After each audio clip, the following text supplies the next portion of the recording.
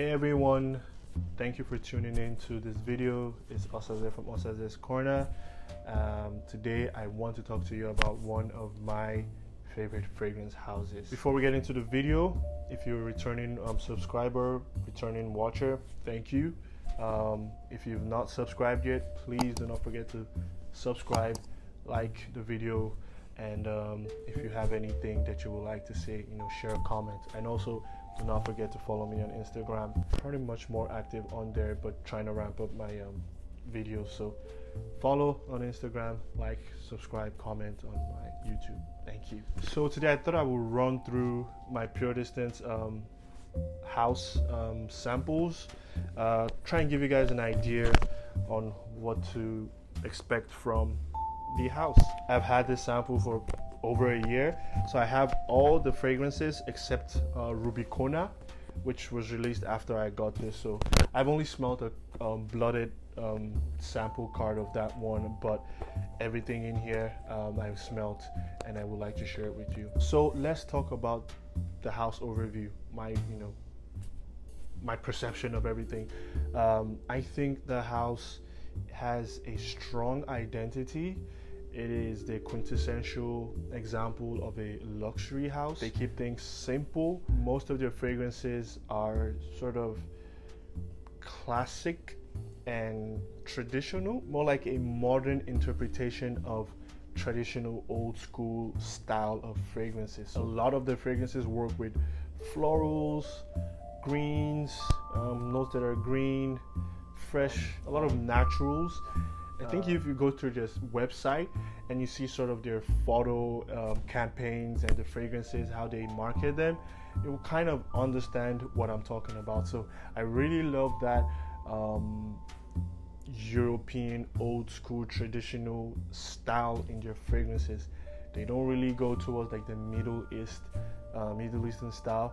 I actually don't think they have any fragrance that has oud in them, so they're not one of these trendy houses that just jumps on the trend. Without further ado, I will run through these samples and I will try to be quick. So this is not like a review or anything. I'm going to try to smell these blindly, that is not remembering what's in the note, and just sort of react to them, give you guys a sort of an understanding of what you'll be getting with Pure Distance. If you're looking into Pure Distance, florals, some of the best, blending amongst the best, and the quality of the smell, second to none. That is what will really blow you away about this house with these fragrances. When you smell the fragrances, you might have smelled something that smells like this, like if it's a white floral fragrance, you might have smelled something that's like a white floral fragrance. So they don't reinvent the wheel too much.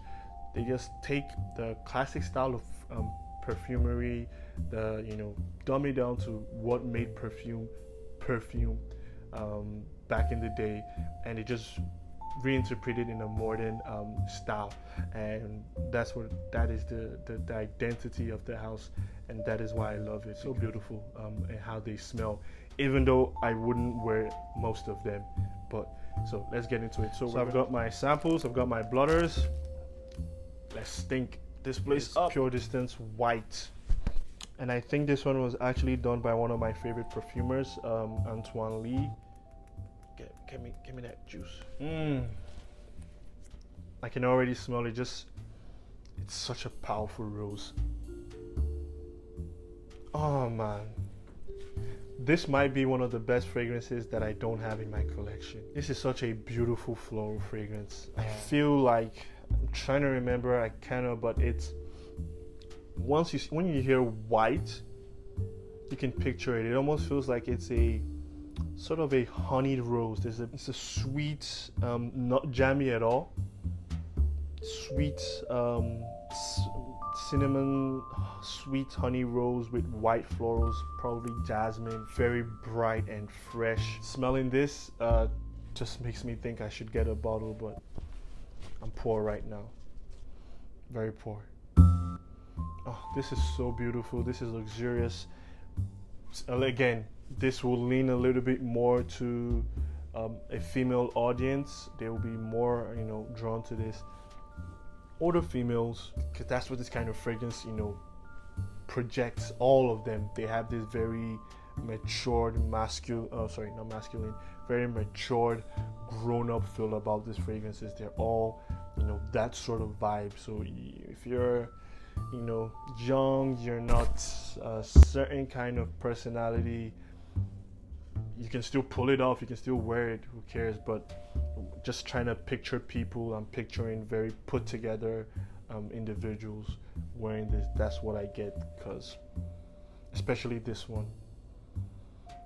So white, check it out if you love white florals and rose, which I believe is the main blend of these two fragrances. It's so beautiful. That sweet honey rose, but not jammy, with a white floral freshness. And there's probably some musk in here too. There's some musk in here, maybe some kind of amber, not sure. But yeah, this is one of those classic sort of fragrances. This is a timeless fragrance. 200 years from now, this will still not feel out of place. This is a beautiful one, probably the best that I don't have. So that was Pure Distance White. So the next one I have here is Warszawah. Ooh, okay, Warszawah.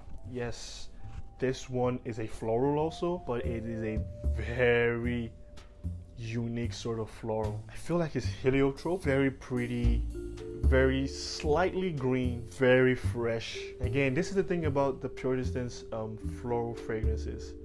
All these scents smell 3D, three-dimensional. Like the floral notes in them are so alive, and that sort of makes the price points sort of justifiable versus something that is super cheap. Maybe not fully justifiable because of how expensive they are, but when you smell these, you're smelling beautifully blended ingredients, beautiful high quality ingredients, slightly also powdery.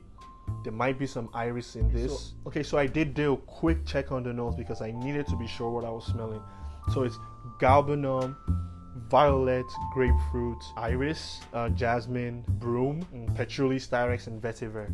So yes, there's this greenness in it. I feel like maybe the broom note is what's the main thing. I've never smelled broom before, the floral notes, but because there's something so strong in the scent, and all the other notes I kind of get them. But broom, I've never smelled it before, so by process of elimination I think it's mainly broom. And then the violet leaf also adds some kind of weird twist, because violet leaf makes a fragrance diffuse and gives it some kind of special aura. Every time I smell a fragrance that has violet leaf, it is always so unique. It's almost like a very, very abstract scent. That's how I think of violet leaf or violet flower, both, but violet leaf more gives it a very unique twist to any fragrance that it is in. Warszawah is a yellow grain floral sort of scent. Yes. It is nice. I wouldn't personally wear it, but if I was in a place and someone walked out wearing this, it'll definitely sort of catch your attention. So that's another beautiful floral fragrance. All your floral fragrances are amazing. I think out of all the houses that I've tried, they're probably the best when it comes to their floral fragrances. I love them. I love how they smell, even though I probably wouldn't wear most of them. So yeah, that's Warszawah. So the next one I have here is OPARDU. Again, OPARDU is another sort of floral scent. If I remember correctly, it's just florals in here and then cedarwood. Like it has a bunch of florals. It has some white florals, gardenia, lilac, jasmine, maybe rose. Yeah, a bunch of different florals and then the cedarwood. So again, you can see the identity of the house is these beautiful floral fragrances, which are smelling so natural. And this is usually how perfumes before synthetics were made were created. We use a lot of natural essential oils, and most of these fragrance oils that we use were from either citruses and florals, which was how most traditional perfumery in European culture was built on. This one definitely, again, not for me. If you love florals, you love the effect that they have, how very multi-dimensional they could be. They could be sweet, they could be indolic, they could be fresh. They could be spicy in some elements, and you need to at least sample some of these fragrances. It is very well put together stuff. And to be honest, at some point, most of these florals, maybe except from Warsawa, they start to sort of, you know, smell similar, just different reinterpretation.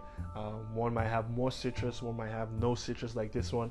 It doesn't sort of have any citrus, but it's very fresh. And again, this is a very mature scent.